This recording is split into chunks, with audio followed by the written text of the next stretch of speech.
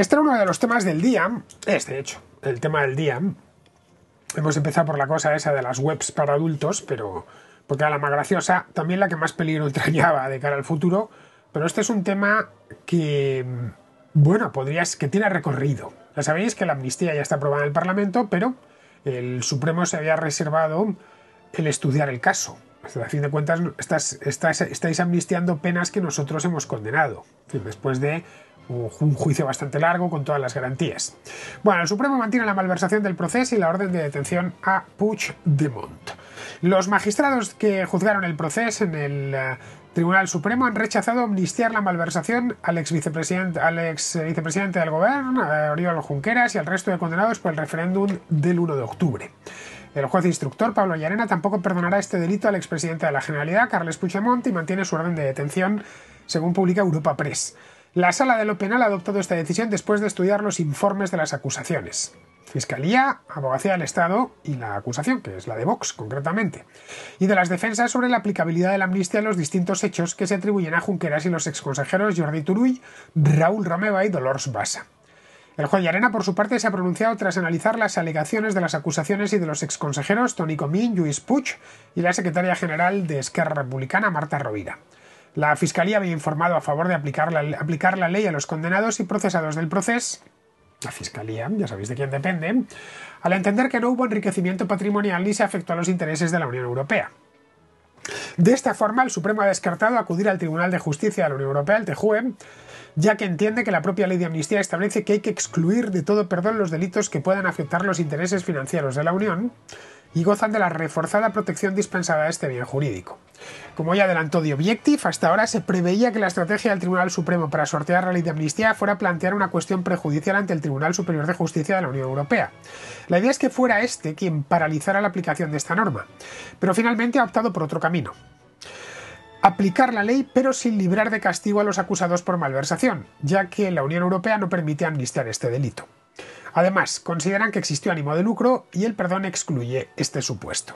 Los magistrados, según pudo saber este medio, no tenían dudas sobre la inaplicabilidad de esta ley en el delito de malversación, por lo que la consulta prejudicial a la Unión Europea carecía de sentido. Así, de acorde a las mismas fuentes, al no plantear cuestión prejudicial, tampoco se levantará la orden de detención sobre los prófugos de la justicia procesados por el proceso.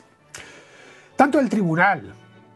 Este epígrafe es importante porque ellos dicen que como no se lucraron, pues se puede perdonar sin ningún problema. No, que parece sí hubo ánimo de lucro. Tanto el tribunal que dictó la sentencia como el instructor Pablo Llarena se habían pronunciado ya sobre la existencia de ánimo de lucro durante el proceso independentista. En enero de 2023 el Supremo revisó la sentencia del 1 de octubre para determinar si la pena de inhabilitación debía ser sustituida por otras, tras la reforma del Código Penal por la que se derogó el delito de sedición y se modificó la malversación. Finalmente, la Sala Segunda mantuvo la pena de inhabilitación absoluta para el ex vicepresidente de la Generalitat, Oriol Junqueras, y la exconsejera de Trabajo y Asuntos Sociales, Dolors Bassa, hasta 2031, y para los exconsejeros Jordi Turull y Raül Romeva hasta 2030. Esa condena no entraba dentro del indulto parcial, puesto que este solo era aplicable a las penas de prisión. En ese momento, los magistrados destacaron que nunca podrá entenderse que se trató de una actuación ausente de ánimo de lucro. Esto es textual. Por ello, concluyeron que los hechos declarados, probados en nuestra sentencia, nunca podrán recibir el tratamiento privilegiado que representa la aplicación del artículo 433 del nuevo Código Penal. Ahora, la Sala de lo Penal se ha reafirmado en esta idea al concluir que los acusados obtuvieron un beneficio personal de carácter patrimonial. La única alternativa al alcance de los señores Junqueras, Romeva y Turull y la señora Bassa, si querían coadyuvar al proceso independentista, era disponer de los fondos públicos de la Generalitat o pagar de su bolsillo. Y optaron por la primera de las opciones. Es decir, ellos querían montar esta historia. Perfecto. Pero tenían que pagarla de su bolsillo. Claro, esto no podían pagarlo con fondos públicos. ¿Qué hicieron? Para no tenerlo que pagar de su bolsillo, lo pagaron con fondos públicos. Luego sí hubo lucro personal, un lucro que se gastaron luego en esta historia. Para el Supremo, los condenados hicieron con el patrimonio ajeno que les estaba confiado en lo que no pudieron o no quisieron hacer con su patrimonio. Destinaron a aquel sus propios objetivos personales, que no por ser políticos dejan de tener esta vertiente también particular o sectaria. Fondos públicos puestos al servicio de sus fines que eran también particulares, aunque pudiesen estar compartidos por un número mayor o menor de personas. El PSOE ha reaccionado al anuncio del tribunal explicando su discrepancia con los argumentos aportados por el Supremo. Tienen su discrepancia porque saben que están en el poder gracias a estos. Y esto se tambalea un poquillo. Además, le acusa de hacer consideraciones políticas sorprendentes e innecesarias. No entraremos a valorar las consideraciones políticas que ha hecho el Tribunal Supremo, sorprendentes e innecesarias para la labor jurisdiccional que tiene encomendada.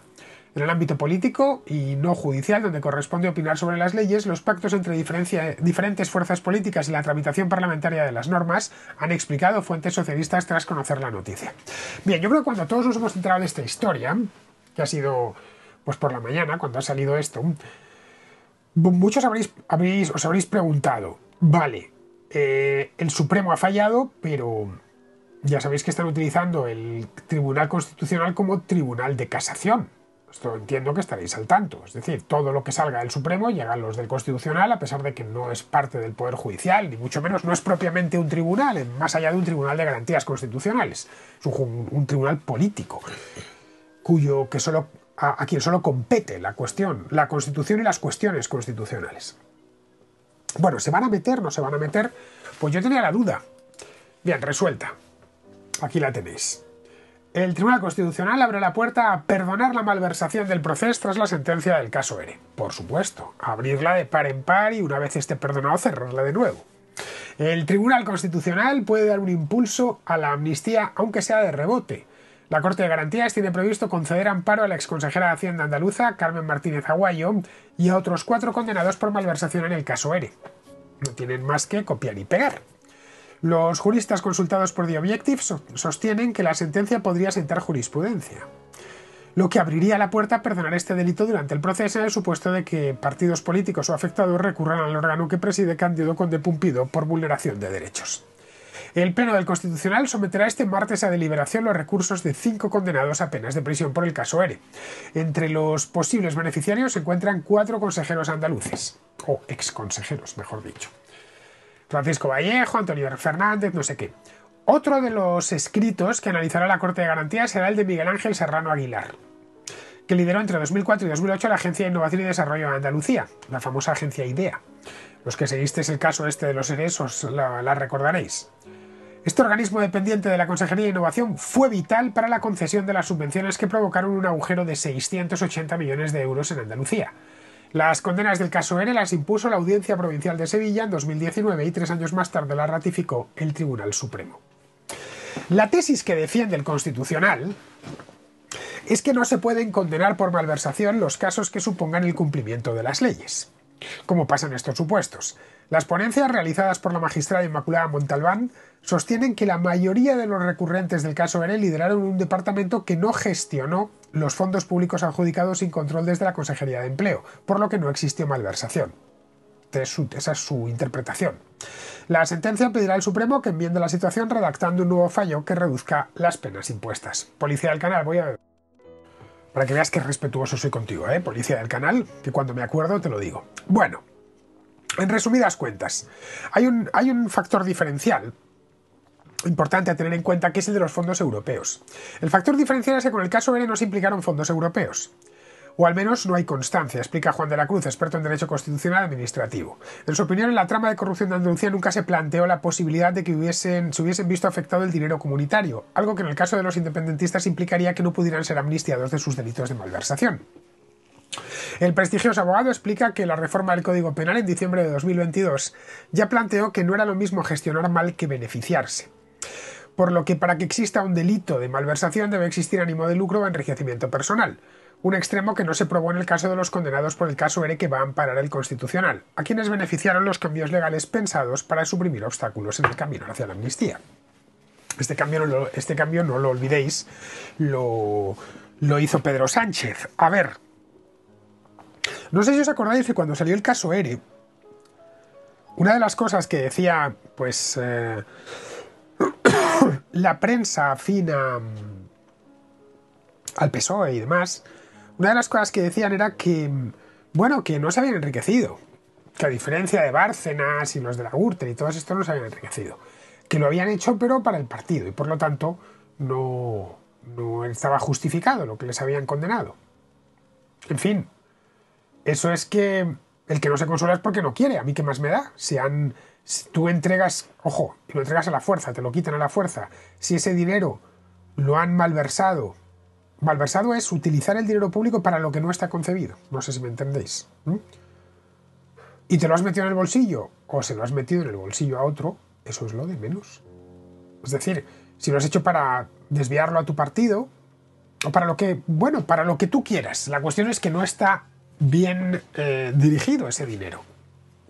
Lo único que aquí, como tenían esto, pues como prácticamente todo lo que ha hecho Sánchez y sus mariachis, que es adaptar el marco legal para ellos siempre salir bien librados. Así que en este caso nos podríamos encontrar con una historia parecida. Es decir, que Llarena no quiera, el Supremo no quiera amnistiar esto y que llegue el Constitucional por detrás y les amnistíe. Claro, pero el tema es que esto iría para largo. Y tiene que estar un poquito harto ya Puigdemont, que se veía a principios de junio para las europeas en España, y estamos ya a principios de julio, y todavía sigue en Bruselas, sin poder entrar en España. Teniendo en cuenta que empieza el verano, que todo se apaga, todo se duerme de aquí al mes de septiembre, pues hombre, tiene que estar un poco que se sube por las paredes este hombre, diciendo, a ver, ¿qué pasa? Yo a Sánchez le estoy manteniendo en el poder a cambio de nada, porque el tipo me tiene aquí en Waterloo, donde sea, mientras él se va a Doñana a tomar el sol tranquilamente. Y yo sigo sin poder entrar y además no lo tengo muy claro. De cualquier manera, yo personalmente, si os digo la verdad, me alegro. Me alegro de esto del Supremo. Significa que todavía pues queda algo de Estado de Derecho en España. Dice aquí, no va a haber Milei que nos salve a este paso. Si en este caso no necesitamos un Milei, necesitamos simplemente que se deje trabajar a los jueces. Para esto no hace falta un redentor, es simplemente que no te cargues el sistema judicial, que es un poco también lo que andaban buscando. Bueno, pues ahí os lo dejo. Ya sabéis, lo que unos hacen, otros deshacen. Vamos, nil novum sub sole, nada nuevo bajo el sol.